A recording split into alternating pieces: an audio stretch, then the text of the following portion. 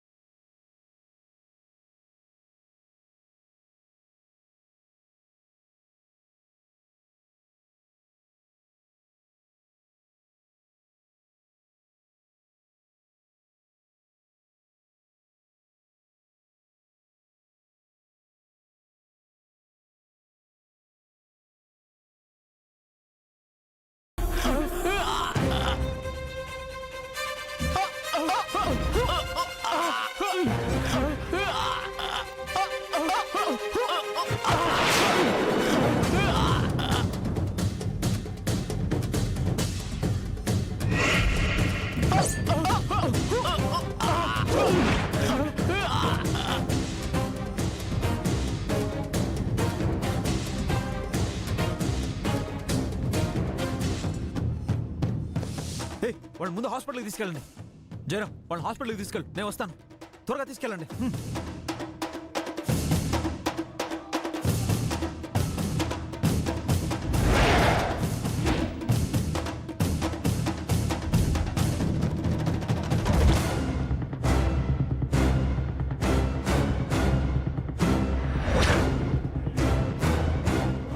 ఏంటింద్రాణి ఇది? వెన్నెల్ని పంపించమని చెప్తే వీళ్ళని హాస్పిటల్కి పంపించాల్సి వచ్చింది. నాకు భయంగా ఉంది. ఏదో జరుగుతోంది. అక్క, ఈ లైట్ పెట్టి చాలా కాలమైంది. పాత పడిపోవడం వల్ల జారిపోయిందనుకుంటా.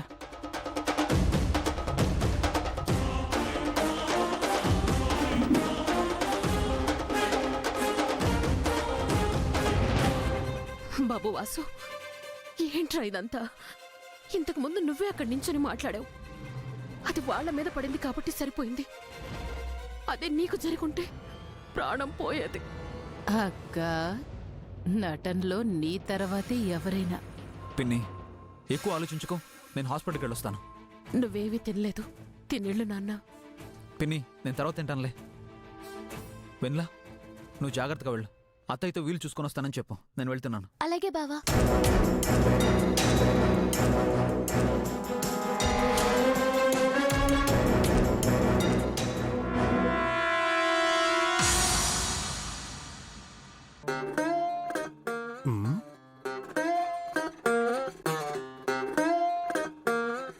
ఇదేంటి, స్విచ్ చేయకుండానే లైట్లు వెలుగుతున్నాయి?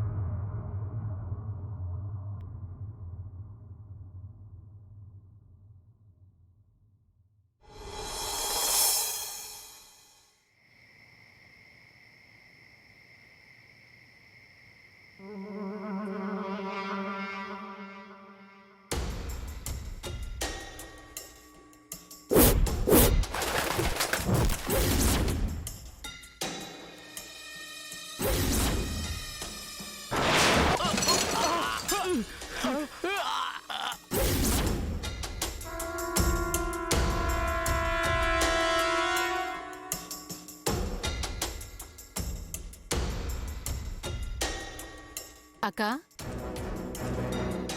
దేని గురించి ఆలోచిస్తున్నావు? ఇంద్రాణి, నాకు కొంచెం ప్రశాంతత కావాలి. నువ్వెళ్ళు. కనీసం భోజనం అన్నా చెయ్యక్క. ఆకలిగా లేదు. నువ్వెళ్ళి తిను. ఏమక్క, ఒంట్లో బాలేదా? అది బానే ఉంది. మనసే అల్లకల్లోలంగా ఉంది. వేరే వాళ్ళ జీవితాల్ని అల్లకల్లోలం చేసే నువ్వు నీ మనసు బాగాలేదంటే నేను నమ్మలేకపోతున్నానక్క.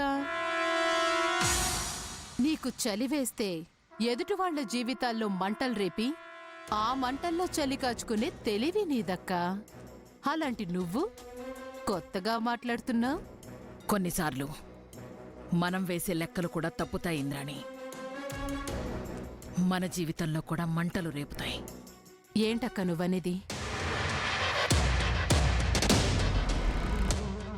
ఈరోజు తెల్లవారుజామున వాసుకి వెన్నెలకి పెళ్లి జరిగినట్టు కలొచ్చింది.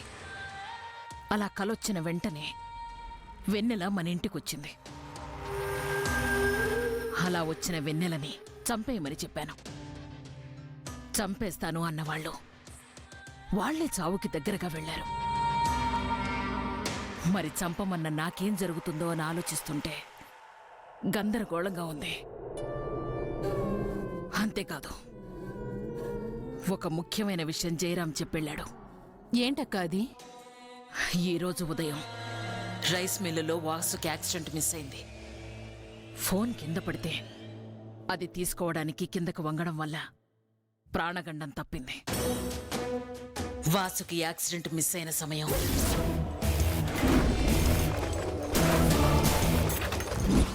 నన్ను కాకి పొడిచిన సమయం.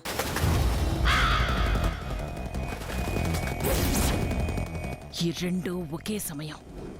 అంటే ఒకే సమయంలో వాడికి మంచి, నాకు చెడు జరిగింది.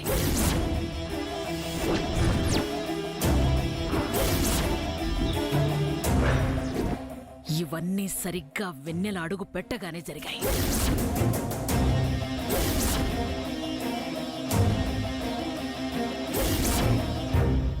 ఏంటక్క అక్కడ జరిగింది ఇక్కడ జరిగిందని ఊరికే భయపెడుతున్నావు?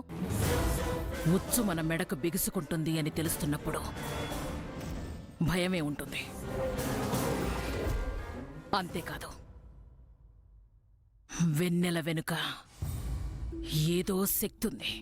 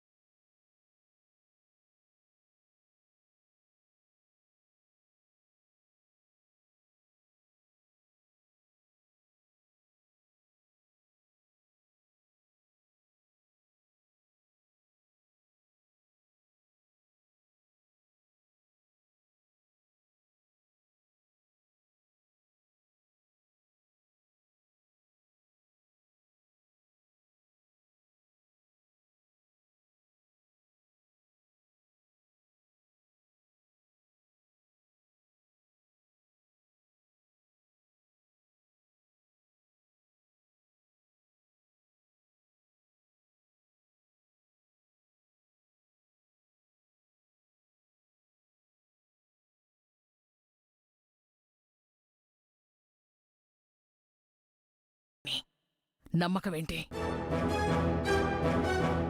ఎదుటి వాళ్ళని కంటి చూపుతో భయపెట్టే నాకే భయం మొదలైంది.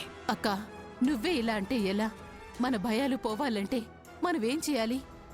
ఒకటి, వెన్నెల ఈ ఇంటి వైపు రాకూడదు.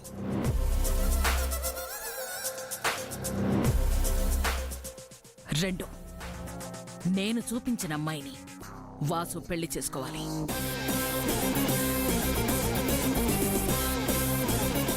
అప్పుడే మనకి ప్రశాంతంగా ఉంటుంది.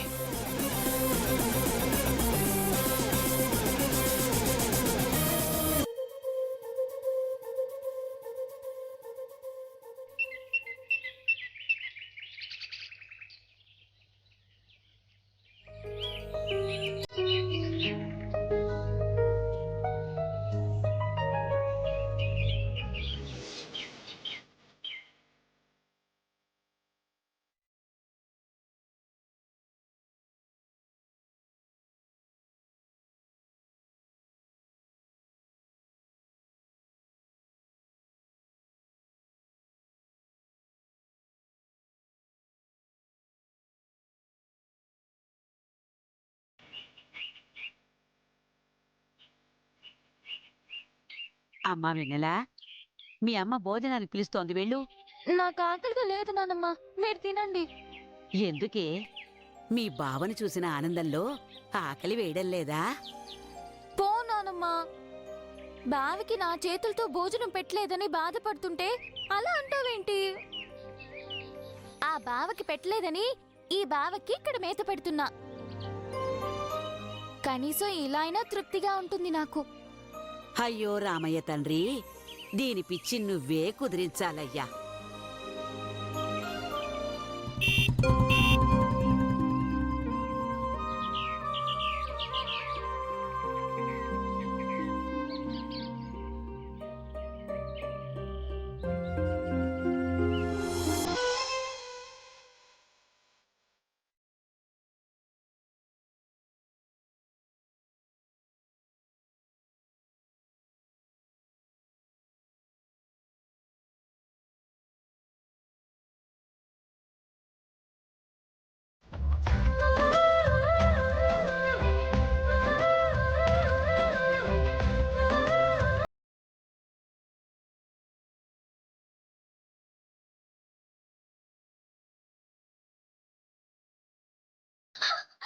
బావా, నువ్వెప్పుడొచ్చా?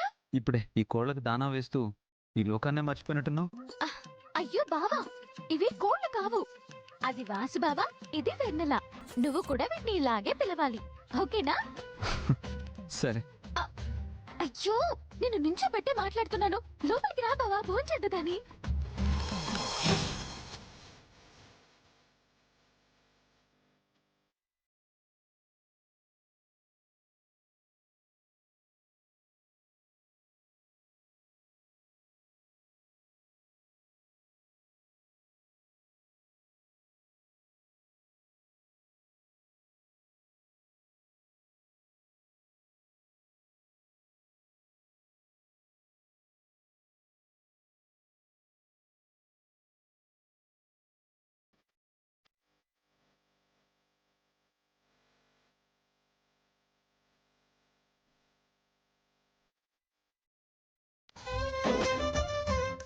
వెనిలా, భోజనం ఎప్పుడూ చేసేదే.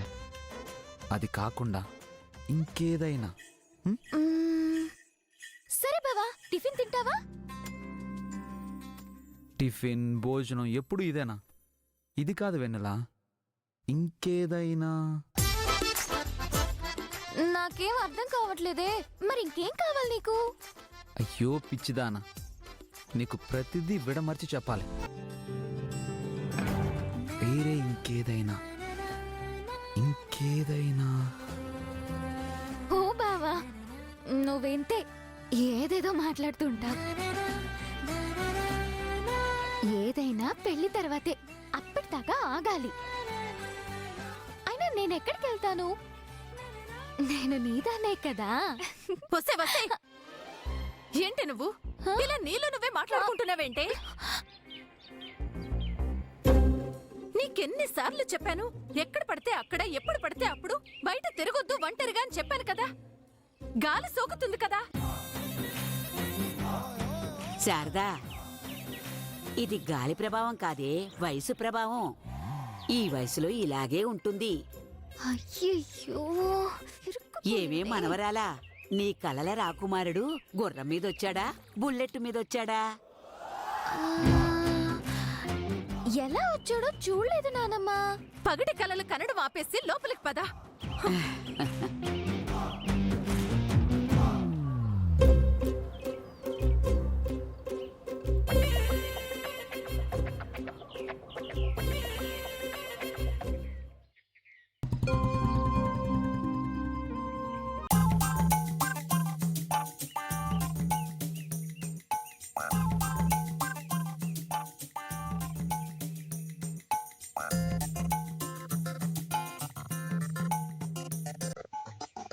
వెనిలా, ఓయ్ వెనిలా.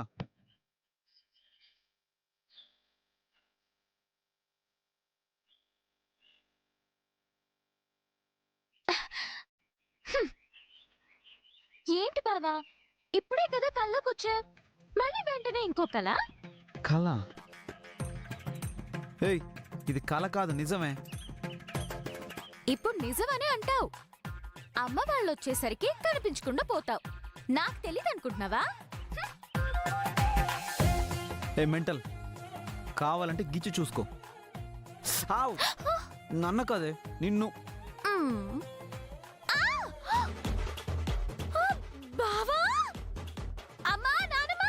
వాసు బావ వచ్చాడు! రండి, రండి! బావా, ఇదిగో ఇది వెన్నెల, అది వాసు బావ. ఇదిగో వాసు వెన్నెల, వాసు బావ. ఇదిగో వాసు బావని. అమ్మా, బావ నిజంగానే వచ్చాడు.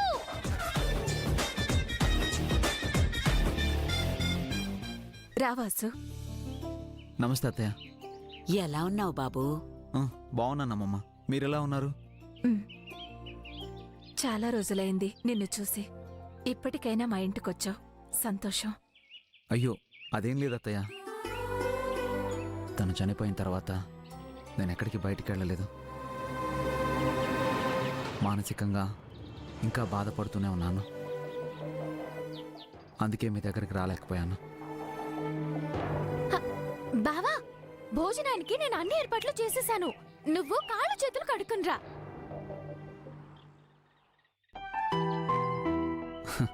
వెన్నెలకి ఇంకా చిన్నపిల్ల మనస్తత్వం పోలేదనుకుంటా.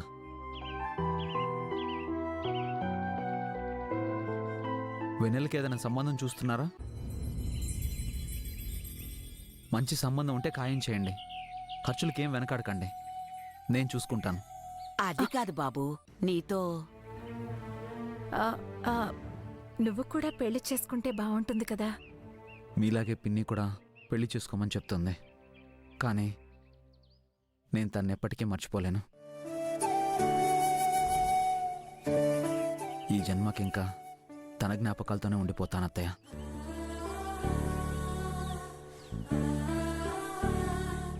బావా, అన్నీ వడ్డించేశాను, త్వరగా రా.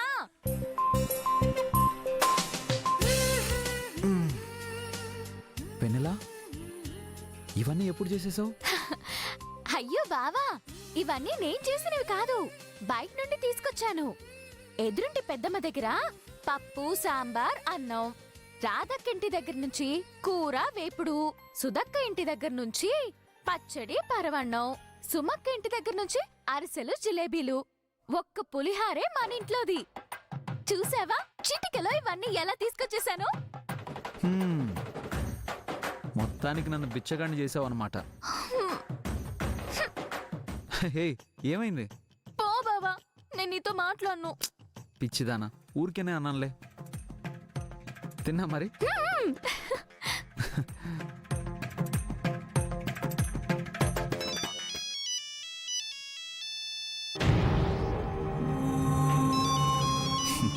పిన్ని, చెప్పు పిన్ని. నాన్న వాసు, ఎక్కడున్నావు? ఇంకా ఇంటికి రాలేదేంటి? రైస్ మిల్లో పని త్వరగా అయిపోతాను, అత్తయ్య వాళ్ళ ఇంటికి వచ్చాను. ఇక్కడ వెన్నెల భోంచేసి వెళ్ళమంటే భోజనం చేయబోతున్నాను, ఇంతలో నువ్వు ఫోన్ చేసావు.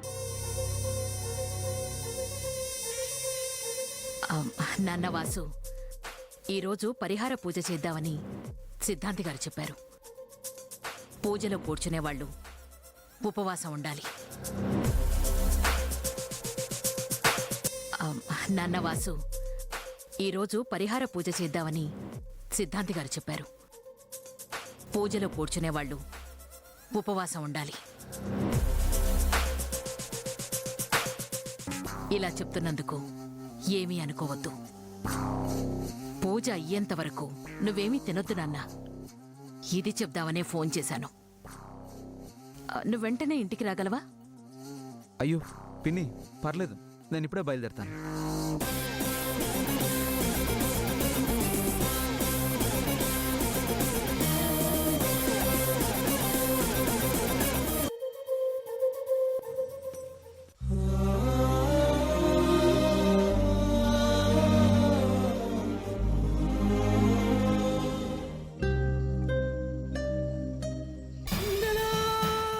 అమ్మా, సిద్ధాంతి గారు వచ్చేసరికి లేట్ అవుతుందట. అన్నయ్య భోజనం చేసి పూజలో కూర్చోవచ్చట. సరే.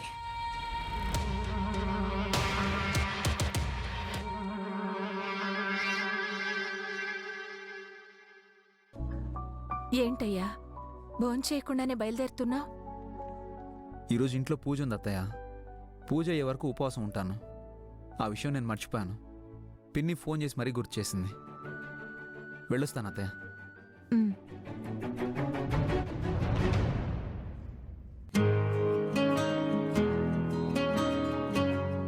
వెన్నెలా, పూజ ఉందనే కదా తినకుండా వెళ్తున్నాను. మళ్ళీ వస్తాను కదా. పూజ చేస్తే నీకు మంచిది కదా, ఉమ్, అయితే పర్లేదు. ఇదే నీ దగ్గర నాకు బాగా నచ్చేది. ఎన్ని ఉన్నా క్షణంలో అన్నీ మర్చిపోయి నవ్వేస్తావు.